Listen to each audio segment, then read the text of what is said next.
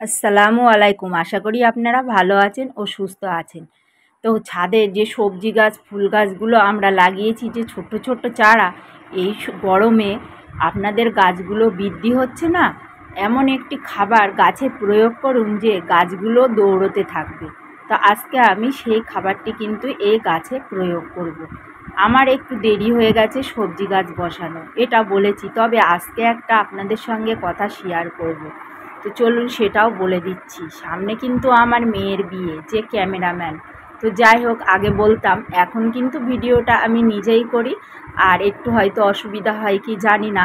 তো মেয়ের বিয়ে তো সামনে এসে গেছে, আর দেরি নেই বেশি, তো বাড়িতে প্রচুর কাজ চলছে, তো সেই জন্য আমার একটু অসুবিধাও হয়ে যাচ্ছে।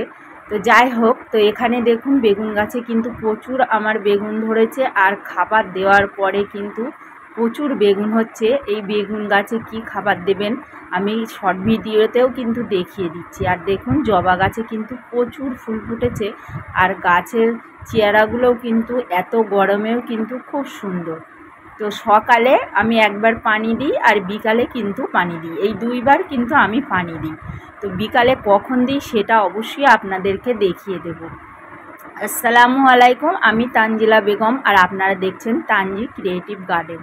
তো এখানে আমি কিছু লাল শাক ছিল, সেগুলোও তুলে নিচ্ছি। তো আজকের ভিডিওটি শেষ পর্যন্ত দেখুন, দেখলে আশা করি আপনাদের ভালো লাগবে। তো এখানে এই যে ডাঁটা হয়েছে শাকের, এই ডাঁটা আমার একটু খেতে ভালো লাগে লাল শাকের, একটু বড় হয়ে গেলে, আর এক ছোট, তো এইগুলো একটু বড় করে নিলাম। তো এইভাবে কিন্তু ছাদ বাগান থেকে সবজিও হারভেস্ট করছি, আর একদিকে কিন্তু সবজি গাছও বসানো চলছে। তো গরম যেহেতু প্রচণ্ড, বৃষ্টি হওয়ার কথা ছিল, বৃষ্টিও কিন্তু সেইভাবে হয়নি। গতকালই একটু হালকা সন্ধ্যের দিকে বৃষ্টি হয়েছিল, আর কিন্তু বৃষ্টিটাও কিন্তু সেরকম হচ্ছে না, যেরকম গরম কিন্তু আছে, তবে ওয়েদারটা কিন্তু একটু সামান্য হালকা। তো এখানে আমার ডালিম গাছ, তো ছোট বলে আমি ডালিম গাছের ফুলগুলো ফেলে দিচ্ছি, কারণ আমি একটু বড় হলেই নেব। তবে ফুল চলে এসছে ডালিম গাছে, আর গাছগুলোও একটু আমি ক্যারেটে রিপোর্ট করে দেব। তো একটু ছোট গাছে ফুল না নেওয়াই ভালো, একটু বড় হলে গাছে ফুল নিলে সেই গাছে কিন্তু ফলও সেট হয়, আর কিন্তু গাছের গ্রোথটাও ভালো থাকে। তাই আমি সবসময় এই ছোটো গাছে কিন্তু বেশি ফল নিই না, একটু বড় হলেই আমি কিন্তু ফলটা নিই। আর এদিকে শসা গাছগুলো দেখুন দৌড়তে শুরু করেছে, আর আজকে যে খাবারটি দেব এটা গাছে দিলে কিন্তু আরও দৌড়তে থাকবে। তো আমাদের প্রথমে কিন্তু গাছটাকে একটু বৃদ্ধি করে নিতে হবে, তারপরে গাছের খাবার দিতে হবে।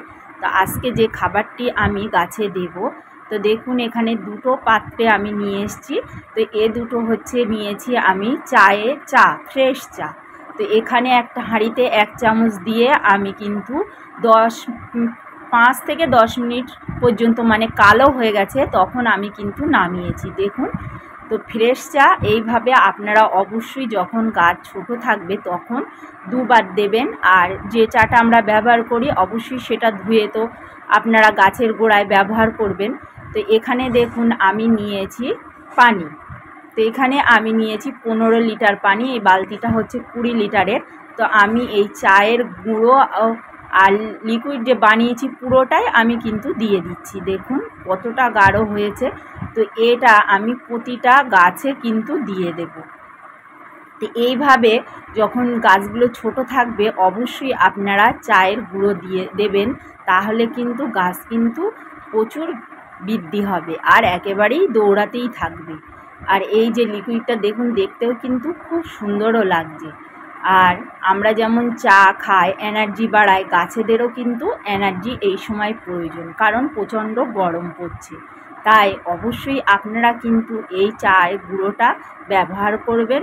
ফ্রেশ চাটা গুঁড়োটা তো আমরা ব্যবহার করি, আর ফ্রেশ চাটা অন্তত গাছ ছোট থাকলে দুবার আপনারা ব্যবহার করবেন। বসানোর 20 দিন পর থেকেই ব্যবহার করা শুরু করে দেবেন, দেখবেন আপনার গাছগুলোও কিন্তু খুব সুন্দরভাবে বৃদ্ধি হবে।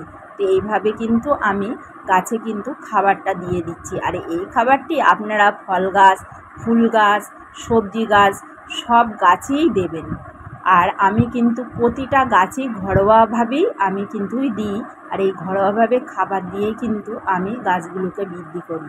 আর এই যে ক্যারেটটা দেখছেন উচ্ছের বীজ বসিয়েছি, এখানে কিন্তু নতুন করে মাটি না, পুরনো মাটিতেই বসিয়েছি। আর গাছের গ্রোথটাও কিন্তু খুব সুন্দর হচ্ছে। আর জবা গাছের এই যে গাঁদা গাছগুলো আছে, গাঁদা গাছগুলোতে অবশ্যই এরকম ছোট অবস্থায় দেবেন। দেখুন লঙ্কা গাছে তো এইভাবে দিই, আর আমার লঙ্কা গাছগুলোও কিন্তু খুব সুন্দর ফ্রেশ থাকে।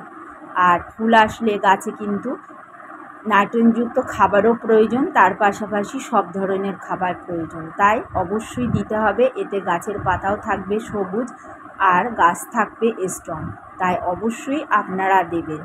আর আজকের ভিডিওটি শেষ পর্যন্ত দেখার জন্য আপনাদেরকে